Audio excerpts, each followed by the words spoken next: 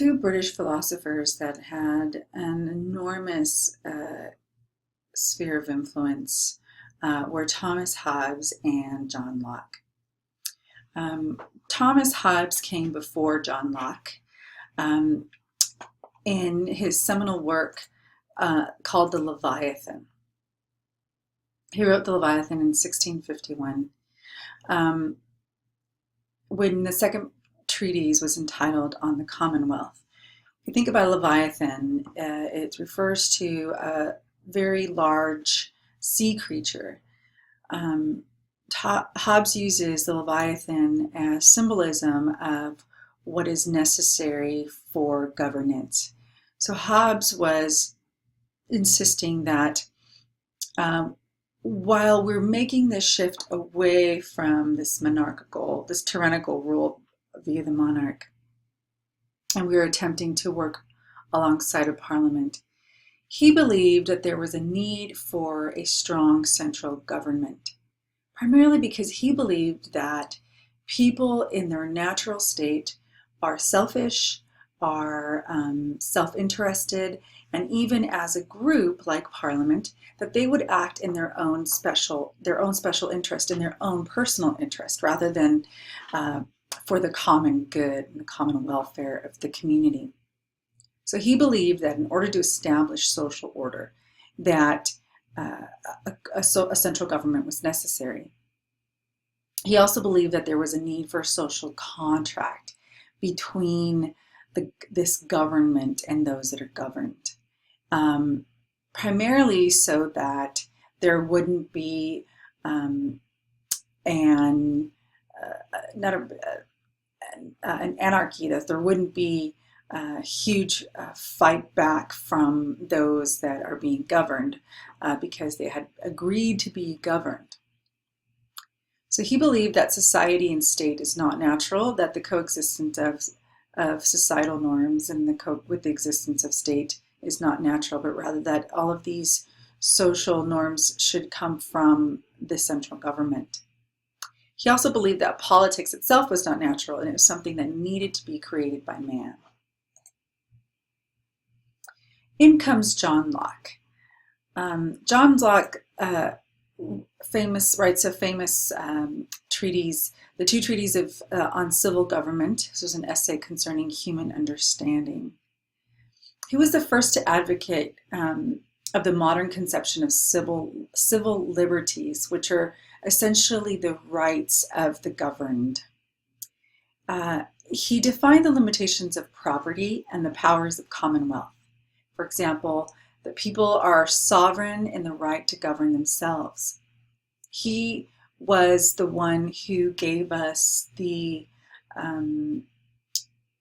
words that we believed that rights, that our personal individual rights, are inalienable, that these liberties were given by God and they cannot be taken away by man, certainly not by a government that was created by man to govern justly. Also, he believed that property was sacred, also endowed by God, and that it should be protected against government removal.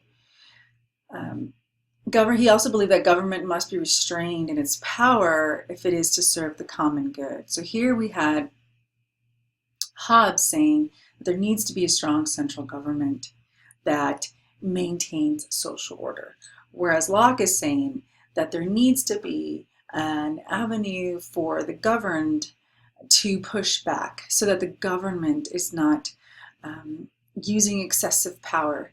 And in the event that it uses excessive power, that the people who put the government in place have the right to revolt against that government.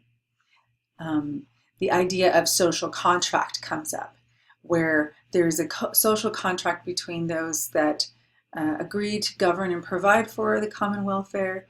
The other side of the contract is those that agree to be governed.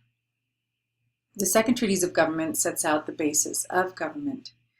Of the tenets is that man lives in a state of nature, therefore all men are free and equal, possessing inalienable natural rights of life, liberty, health, and possessions. And we wrote that into our Constitution. There is a need for neutral enforcer and interpreter to apply equally the laws of nature. This is a precursor to the idea of that we will need, as a government, that it's necessary to have a judicial system that will navigate, interpret the laws, and apply justice. That government should follow the laws of nature created by God and lived out by man. Social contract. He believed that in order for a government to be a legitimate government, it rests on the consent of the people. Liberty. Liberty is God-given right, and it's given at birth. Property is also a natural right, and government has responsibility to protect people from getting their properties stolen from them or confiscated.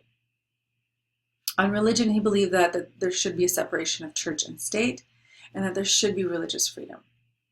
He forwarded the idea that there should be a majority rule, that the social contract should be unanimous, that the people should, by a majority, elect their government, and therefore the government, by a majority of those of the elected, should make decisions for the governed. Believed that there should be a separation of these branches of government, whatever they would be. Later, we created them to be the executive, judicial, and legislative branch. And he believed in revolution. He believed that if the government violates their side of the contract, they violate the people's trust, the people can take back the government. They can overthrow their government, and they can demand fairer treatment or a completely new government altogether.